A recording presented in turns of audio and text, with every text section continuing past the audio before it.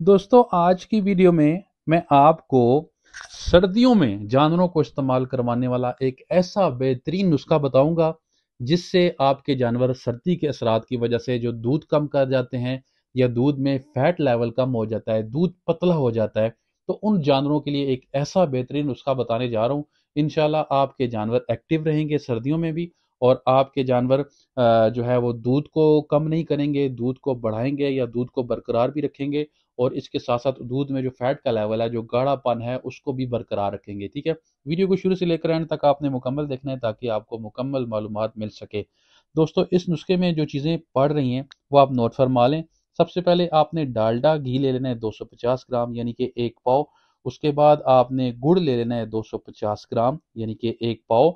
इसके बाद अलसी आपने ले लेनी है 50 ग्राम, और नमक आपने ले लेना है 20 ग्राम। ठीक है दोस्तों, ये चारों चीज़ें बहुत ही फ़ायदेमंद हैं।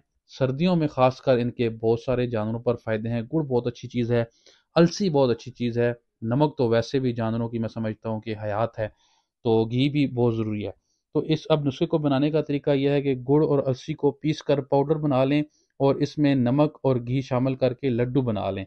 जानवर को आप एक दिन खिलाएं, फिर एक दिन का वक्फा दे के फिर आपने खिलाना है। ठीक है, तो ये आप अगर शदीद सर्दियों का मौसम चल रहा हो, बारिशों का मौसम चल रहा हो, जिससे आपके जानवर ठंड महसूस कर रहे हो, तो ये नुस्खा बनाकर अपने जानवरों को आपने इस्तेमाल करवाना है। एक दिन छोड़ के इस्तेमाल करवाएं, 5-7 दिन लगातार इस्तेमाल करवाएं, फिर कुछ दिन का वक्फा दे के फिर आप इस्तेमाल करवाएं। तो इंशाल्लाह इस नुस्खे के साथ साथ अच्छी मयारी खुराक वंडा भी आपने जानवर को देना है।